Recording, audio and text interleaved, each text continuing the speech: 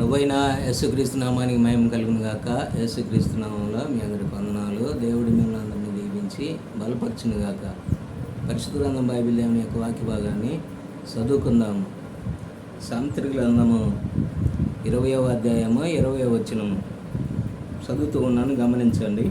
తన తండ్రినైనను తల్లినైనను దూషించు అని దీపము కారు చీకట్లో ఆరిపోవును. ఏందండి ఈ మాటకు అర్థము? ప్రభువైన యేసుక్రీస్తు నామానికి మహిమ కలుగును గాక.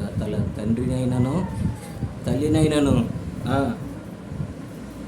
దూషించు వాని దీపము కారు చీకట్లో ఆరిపోవును. ఈనాడు తల్లిదండ్రులను ప్రేమించలేక వాళ్ళను కొట్టి తిట్టి ఎంతగానో అవమానపరుస్తూ ఉన్నారు. దేవుడి వాక్యము ఏమని సెలవిస్తూ ఉన్నదంటే, నీ తండ్రిని నీ తల్లిని ప్రేమించు, సన్మానించు. నువ్వు ఎక్కువ కాలం భూమి మీద దీర్ఘాయుస్వంతుడిగా జీవించాలి, బ్రతకాలి అంటే మరి ఆజ్ఞలలో ఒక ఆజ్ఞ నీ తల్లిదండ్రులను ప్రేమించి సన్మానించమని వాక్యము రాయబడుతూ ఉన్నది. మరి ఇప్పుడు పరిస్థితి మనం గమనించినట్లయితే దానికి చాలా భిన్నంగా ఉన్నది. కారణమేమి ప్రియులరా? ఒకసారి మీరు గమనించండి. మీకు తల్లి తండ్రి ఉంటే వారిని దూషించొద్దు, వారిని ఏమీ అనొద్దు. ఎందుకో తెలుసా?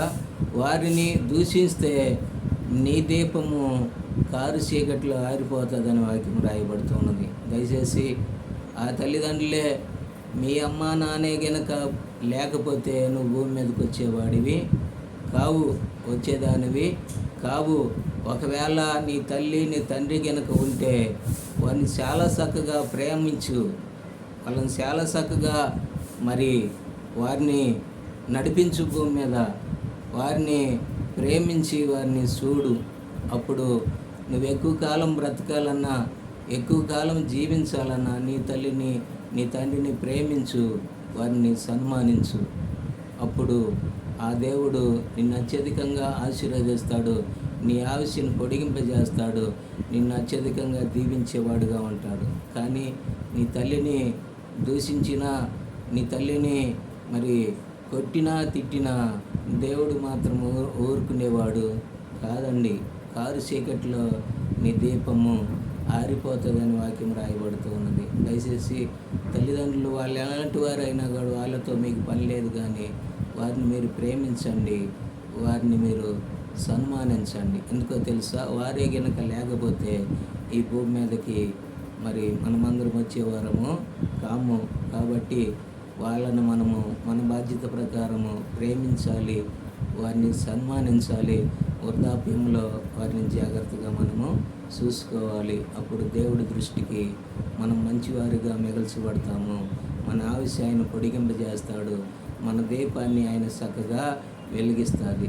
కనుక మరి మనం అలాంటి మరి దేవుడి మాట విని మన తల్లిదండ్రులను ప్రేమిద్దాము, వారిని సన్మానిద్దాము. అప్పుడు భూమి మీద మనము దీర్ఘాయుస్వంతులుగా జీవిద్దాము.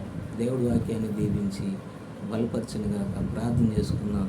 మహాపురుషుడు తండ్రి, సర్వశక్తిమంతుడా యేసుక్రీస్తు ప్రభువా, తల్లిదండ్రులను సన్మానించమన్నావాయా.